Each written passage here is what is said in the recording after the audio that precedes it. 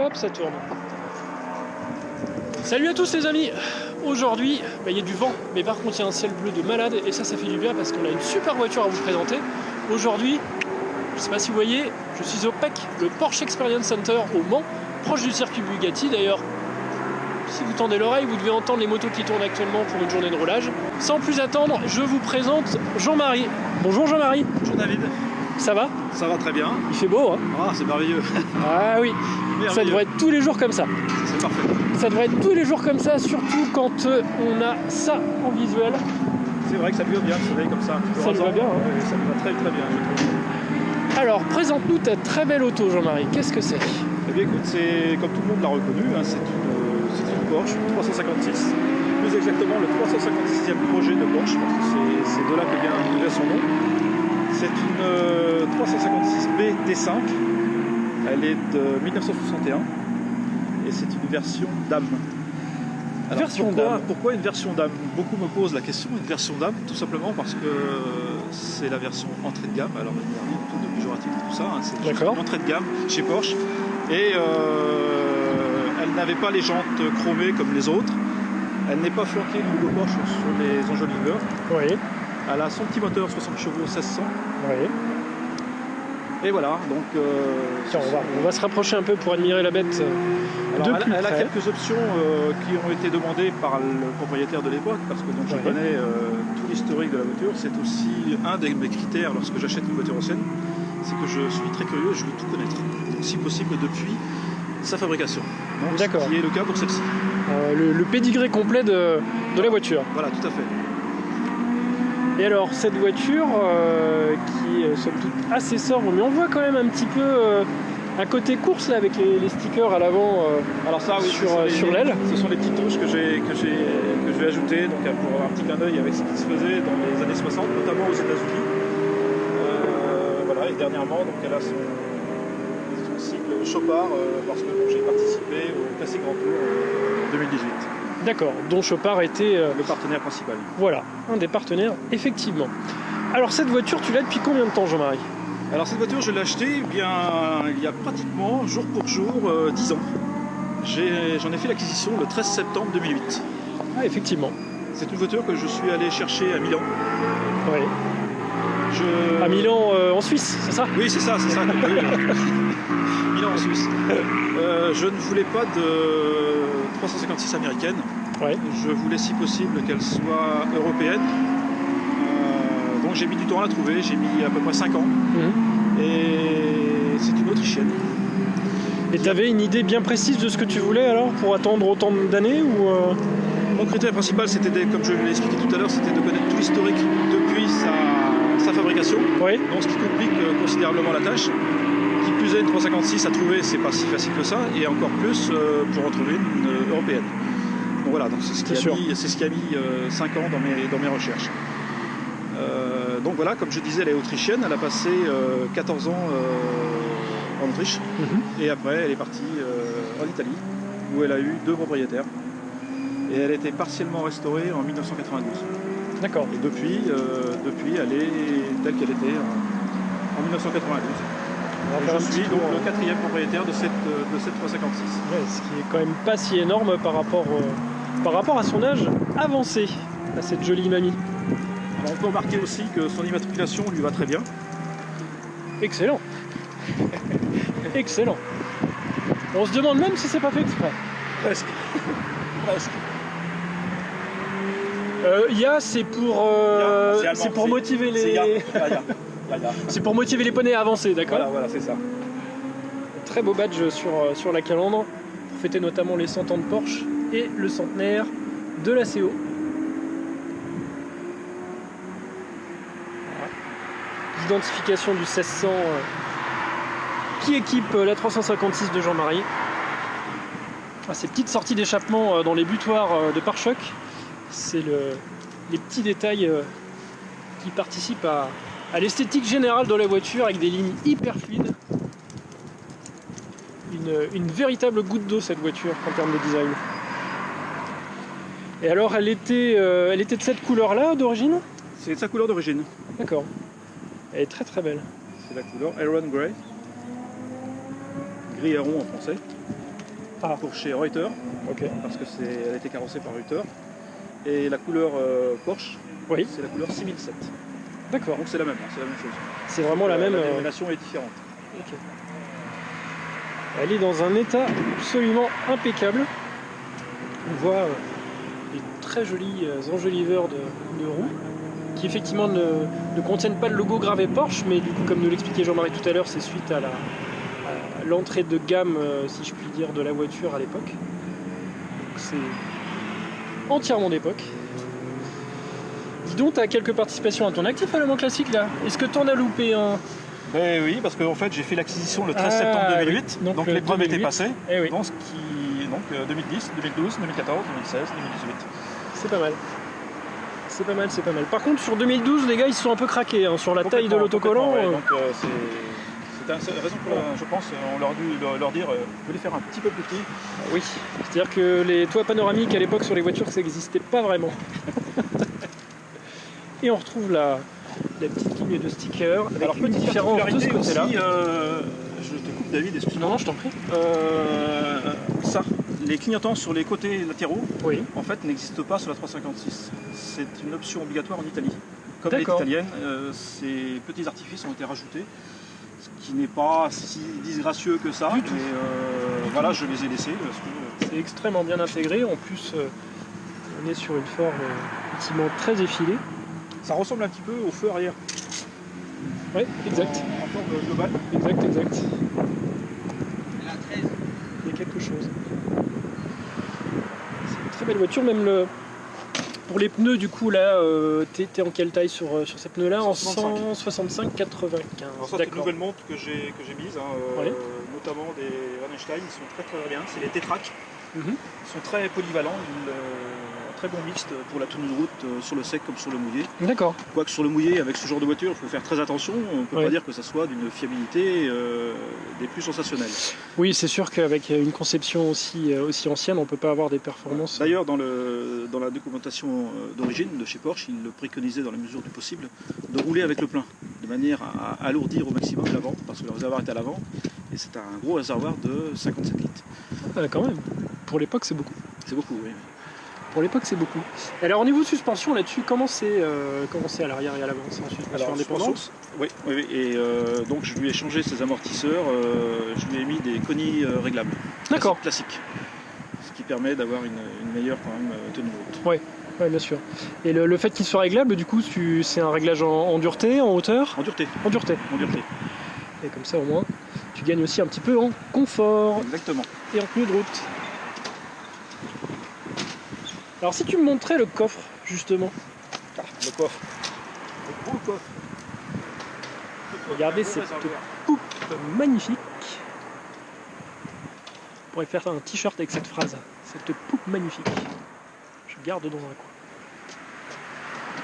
coin. Le fameux grand réservoir de 57 litres. Avec un bouchon pour faire le plein d'essence où on ne peut pas louper l'orifice. Qui est énorme. Ouais, là effectivement, il y a de quoi y rentrer le bras là. C'est du bouchon quoi. Ah ouais, j'y rentre la main, impeccable. Le petit coupe-circuit qui va bien pour la sécurité de la voiture. Indispensable. La poche à lave-glace. Hop. Voilà, c'est ça. Ici. Ouais. Parfait. Tout l'outillage à coller à la roue de secours. Roue de secours. Impeccable. Alors ça, j'imagine que c'est le cric. Le cric. Alors ça, c'est une option que j'ai rajoutée, cette petite housse là, Bilstein, qui permet de ranger quelques accessoires. C'est bien. La courroie, toujours se balader en courroie, avec une courroie de rab, avec une ancienne, c'est primordial. D'ailleurs, je crois même que tous les possesseurs d'anciennes mettent d'abord une courroie dans leur voiture avant le slip le matin. Oui, à moins d'avoir une femme complaisante qui accepte d'enlever son collant pour éventuellement dépanner et faire une courroie avec le collant. Éventuellement. Et ça marche. Ça marche pas longtemps, mais ça marche. Ça supporte mal la chaleur, mais bon. Ok.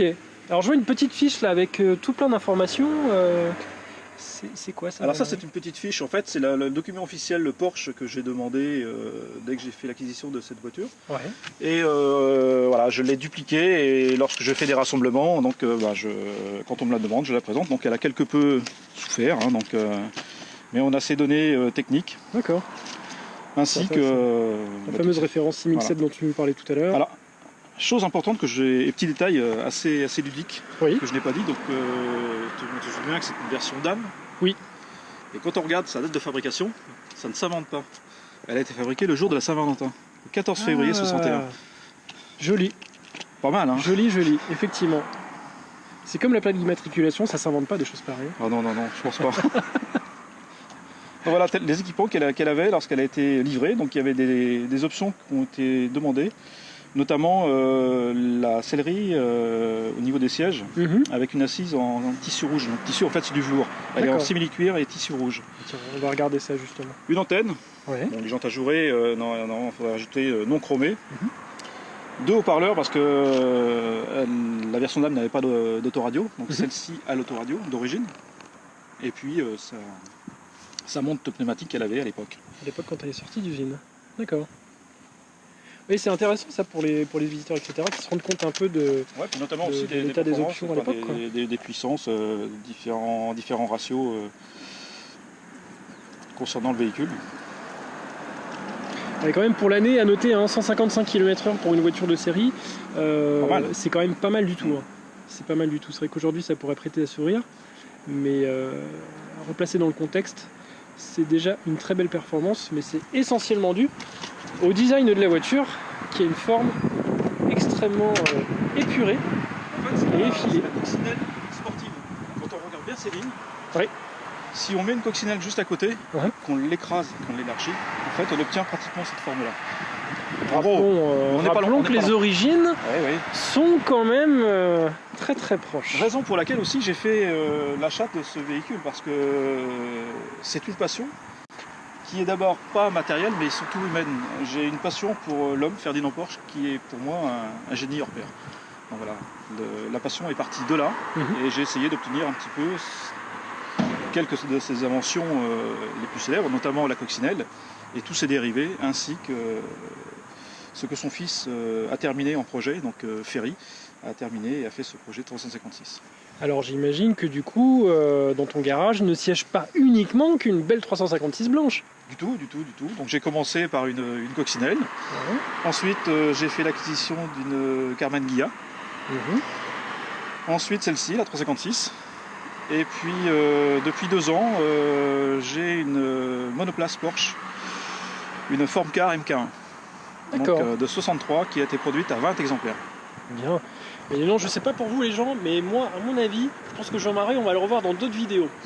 Je dis ça, je dis rien. Alors, le bel intérieur, simili-cuir et tissu rouge. Alors l'intérieur n'a jamais été restauré. Il est dans son état d'origine. Ah ouais, il est vraiment très très bien. La seule petite conservé. variante que je lui ai apportée, c'est que j'ai fait faire des petits tapis feutres. Oui. Parce que comme c'est une version de base, elle était en tapis caoutchouc. D'accord, effectivement les tapis feutres sont un peu plus confortables pour faire de la route. Ouais. Et on voit bien l'inspiration Cox aussi, forcément, sur le dessin de la planche de bord. Autre détail de la version dame, ceci. Le soliflore, qui n'est pas une queue de cochon, comme beaucoup disent. ni un tire-bouchon. D'ailleurs, on me pose la question, à quoi sert cette queue de cochon? Pour ouvrir les bouteilles. J'ai pas essayé, pourquoi pas. Mais c'est un porte-soliflore. Et oui. Option d'origine de la voiture, parce qu'elle s'intègre parfaitement, donc avec l'allume-cigare en 6 volts qui fonctionne, qui est juste à côté de l'horloge sur la partie gauche. Vous voyez, c'est le ressort là. Pour ceux qui ne savent pas, le soliflore qu'on retrouve également dans les séries New Beetle plus connues et plus récentes, pour les plus contemporains d'entre nous. C'est tout simplement un petit vase dans lequel vous pouvez mettre soit une fleur, une vraie ou une en plastique, mais en tout cas, c'était un joli rappel de ce qui se faisait à l'époque. Et donc, on en a la preuve ici, le petit soliflore sorti d'usine, d'origine dans la voiture, pour les séries Dame. Ouais, elle est très très belle, le volant est absolument insolent de beauté. À l'arrière, on se retrouve quand même avec des vraies places, de quoi mettre les jambes. On peut rabattre, c'est une 2+2. C'est une 2+2. On peut rabattre le dossier pour faire une plateforme et charger quelques bagages, parce que le coffre étant si peu grand, ce côté de siège rabattant, c'est somme toute pratique. J'imagine, ne serait-ce que pour les bagages de madame pour le week-end par exemple. Oui, pourquoi pas.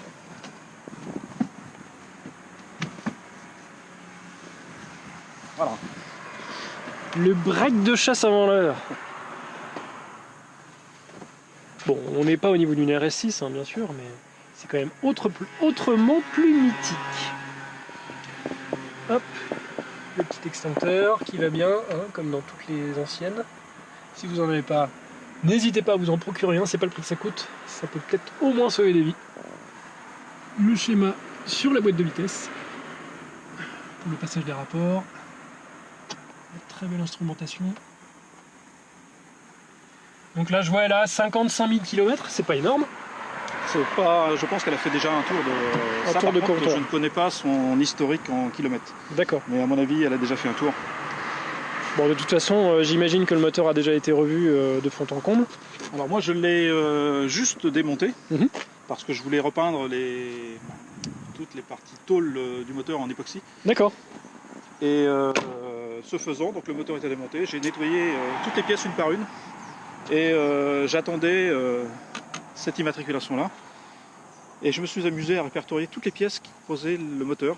Et j'avais une fiche où toutes les pièces d'origine, avec les numéros de code série, étaient notées. Et je cochais au fur et à mesure pour vérifier l'originalité de la voiture. Et en fait, il s'est avéré que toutes les pièces, toutes, sont numérotées et correspondent à l'année de fabrication et au mois de fabrication.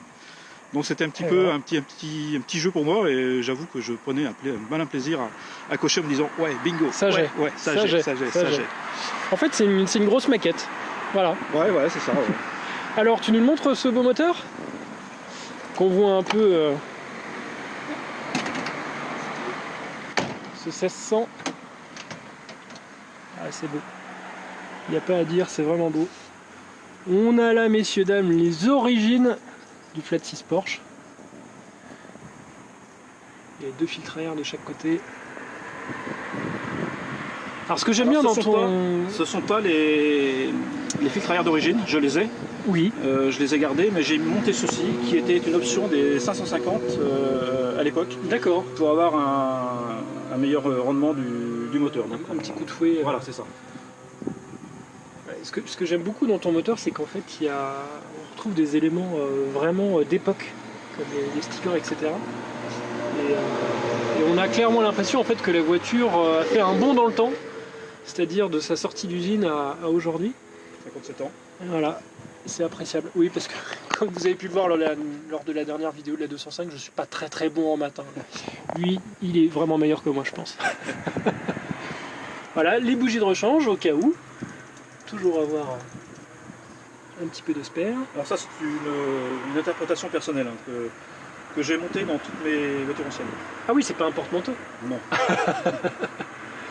Regardez là. On m'a posé la question en me demandant mais comment ça peut marcher, les bougies sont pas branchées. Ah d'accord, bien. Alors attendez, on va s'asseoir et on va discuter.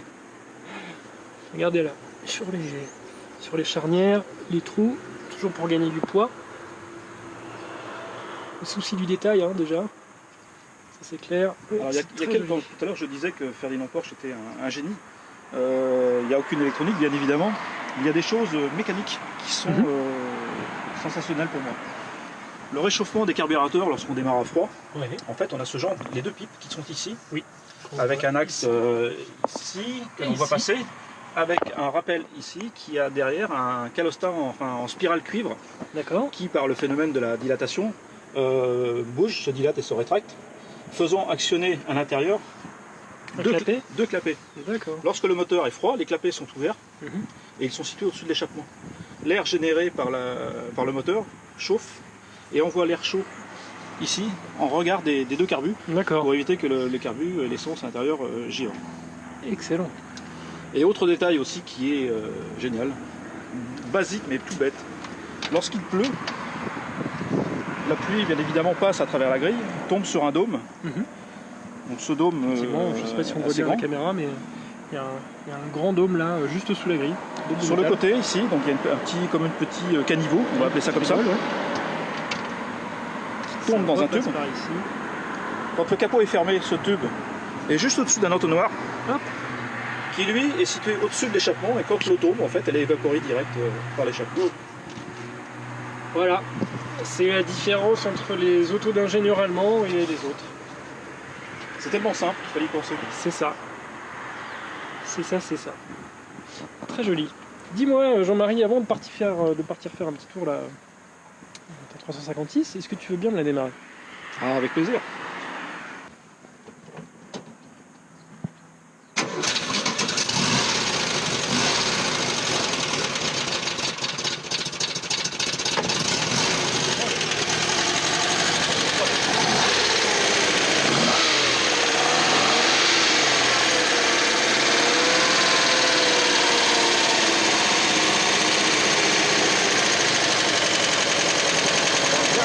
Ça tourne bien, hein?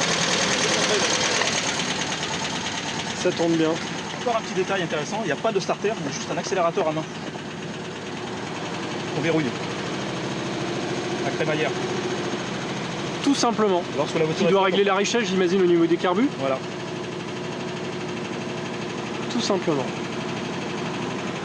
Bon, eh ben, il est temps de s'asseoir. Avec plaisir. Je fais le tour. Souci du détail. Magnifique. Bien installé. Très bien installé. Tu fais ça à combien la nuit là dedans? Alors ce qu'on entend, alors, je ne sais pas si ça va être perceptible au niveau de la caméra, ce sont les silence blocs qui sont tout neufs. D'accord. Et qui ont besoin de s'assouplir. Donc c'est les deux gros silence blocs qui sont à la jonction en bout de boîte qui supportent le moteur et la boîte. Vous voyez le petit autoradio Blaupunkt. 250 000 € et Julien Clerc 250. Il y a même la musique d'époque, Julien Clerc, non? Si on met sur la bonne station, pourquoi pas.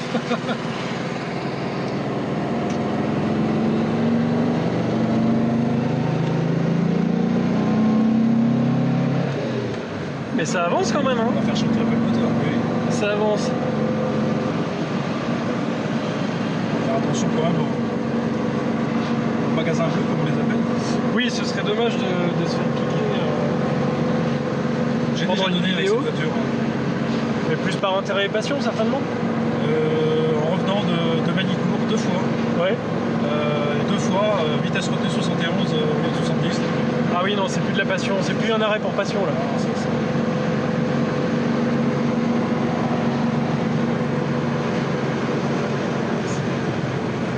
L'énorme volant.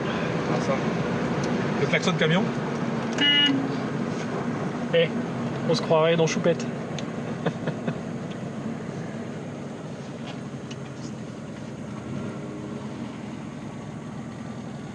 Ouais, c'est très joli. Hein. Je disais, un petit allume-cigare 6 volts. On sent que tout est travaillé pour avoir déjà tout à portée de main.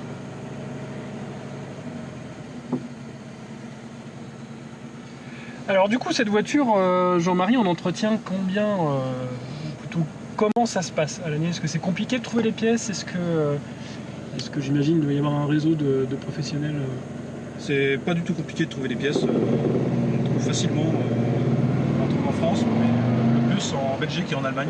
D'accord. Là, il y a des spécialistes qui ont un stock important de pièces, qu'elles soient mécaniques, même tôlerie. Et tu fais des choses par toi-même au niveau de l'entretien sur cette voiture? Oui, la partie. Donc maintenant j'ai du temps, donc je fais la partie mécanique, enfin je fais tout. Donc, je me suis mis en ayant observé des amis qui sont compétents dans le domaine, donc je me suis dit, après tout, faut que je m'y mette. Et pourquoi pas moi? Pourquoi pas moi? Et finalement, on y arrive. Hein. Avec passion et puis recherche, et faisant gentiment, ça s'entretient très très bien. C'est pas compliqué, il suffit d'être logique et d'avoir la même logique. Alors j'en suis très loin, mais de faire des grands Porsche. En suivant sa philosophie, on se dit finalement il aurait fait comme ça et à chaque fois ça s'avère vrai. Oui, c'est ce que tu disais tout à l'heure en fait, la simplicité poussée à son maximum, mais tout en restant quand même très ingénieux et très simple d'utilisation. Pourquoi faire compliqué quand il y a possibilité de faire simple et durable dans le temps, parce que après tout celle-ci. Il y a des plus vieilles, hein. Elle a quand même 57 ans. Mais... Voilà. Elle est toujours extrêmement vaillante. Et en assurance, du coup, sur une voiture comme ça, c'est combien par an à peu près, tu sais? Alors, c'est une question difficile pour moi d'y répondre parce que j'ai une assurance flotte. Et en fait, j'ai un global. Toutes mes voitures voitures sont assurées en tout risque, que ce soit le vol, l'incendie, les glaces aussi. Et pour tous mes véhicules, j'ai une assurance flotte à l'année d'un tout petit peu plus de 1000 €. Sachant que tu as combien de véhicules? Assuré, j'en ai 4 et 2 de ouf. Ah oui, donc c'est un tarif défiant toute concurrence. Là. Ah, je pense, oui, oui. Ouais. Mais le fait d'être assuré en flotte, donc ça permet justement d'avoir un prix intéressant. Donc tous les véhicules que j'ai, c'est celle-ci qui est la première. Oui. Évidemment, la prime d'assurance est basée sur celle-ci. C'est-à-dire que ta prime en fait est calculée sur la valeur la plus élevée Voilà, de la marque. Et après, de façon dégressive sur les autres. Là, on peut la pousser.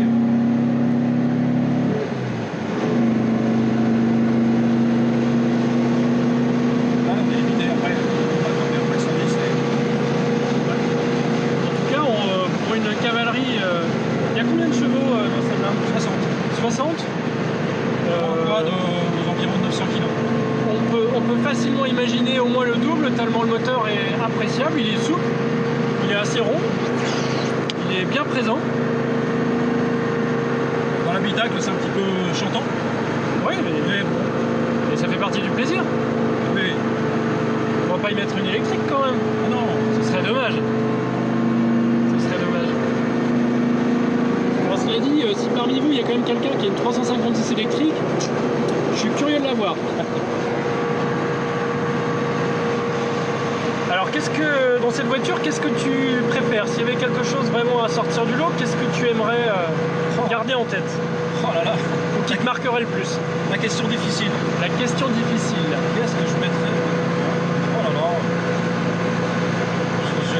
j'ai peine à te répondre, je sais même pas, parce que tout est bien. Donc, la seule chose, si peut-être, un volant légèrement plus petit, Ouais. mais un volant plus petit. C'est vrai qu'ils ont mis un volant de camion là quand même. Hein. Ouais. Mais bon, pas de direction assistée, donc il fallait bien trouver d'autres moyens pour. Aussi l'amplitude hein, pour pouvoir braquer. Ouais. Pour avoir un plan suffisamment grand, mais il est grand quand même. Et si, autre détail aussi, ça. Ah, c'est rigolo, ça va avec l'esprit de la voiture. Ouais. On va dire ça. Tu voudrais pas installer quand même un klaxon de train? Ah non, quand même pas. Ah bon? Non, mais je trouve que le klaxon doit beaucoup mal pensé. Ouais. Ça reste un détail. Ouais, effectivement. Bien, bah écoute, en tout cas, c'est une très très jolie voiture. Et c'est ce modèle-là quand même qui a forgé gros Porsche. frein à tambour dessus. Et ça freine. Ça freine bien. Je fais gaffe parce que derrière, il y a quand même, on me suit, donc je ne voudrais pas non plus qu'on me la raccourcisse. Ça oui. Ce serait dommage. Alors ça, c'est à éviter quand il fait humide. Oui, sinon, effectivement, tu as peut-être l'avant, enfin l'arrière qui passe devant, non? En fait, l'avant se dérobe. Donc tu roules sur des œufs, mais bon, j'imagine que tu dois pas la sortir quand il pleut, sauf Ça m'arrive. Hein. sauf cas exceptionnel ou Oui, mais en fait, il m'est arrivé de la sortir lorsqu'il pleuvait. même pas mal. Quand il pleut vraiment des cordes, on va éviter. Mais c'est pas un chocard, donc je roule avec mes voitures dans la mesure du possible. Quand j'étais en activité, parce que oui, effectivement, j'ai changé de métier, je suis passé depuis 2 ans retraité. Mais lorsque j'étais en activité, Maintenant, il y a une assistante, parce qu'il a un emploi du temps de ministre, comme il est retraité, forcément. le week-end, eh bien, quand j'étais en activité, je roulais avec mes anciennes. Maintenant, voilà, j'ai le choix. Suivant mon humeur, suivant mes envies. Et c'est un beau choix. C'est un beau choix. Là, depuis quelques temps, je fais du circuit avec ma Formule P. Le week-end prochain, je vais rouler à Montlhéry. Et dans 15 jours, je roule à Nogaro. C'est un bon planning, dis donc. Chargé, oui. Hein? Alors, quel bonheur. Ah, je veux bien le croire. Je veux bien le croire. Je raisonne un petit peu comme un enfant gâté. Voilà. Je crois que quand il s'agit de voiture et qu'on est passionné, on est tous des enfants gâtés. Voire même un petit peu capricieux. Voilà, après je parle pour moi. Mais bon, on est un peu tous pareils quand même. En attendant, Jean-Marie, je te remercie beaucoup pour ce moment. Bah écoute, avec plaisir, David. J'ai passé vraiment un très agréable moment à écouter toutes ces anecdotes sur ta voiture, son origine, et à faire ce petit tour. D'ici là, vous qui regardez la vidéo, n'oubliez pas les notifications, les likes, on s'abonne on partage si on aime la vidéo. Et je vous dis à très bientôt pour une prochaine vidéo. J'ai l'impression de me répéter à chaque fois, mais oui, il y en a beaucoup déjà qui sont en stock et beaucoup d'autres qui vont arriver sous plein de formats différents. Je vous embrasse, à bientôt. Salut Jean-Marie. Salut David, salut tout le monde.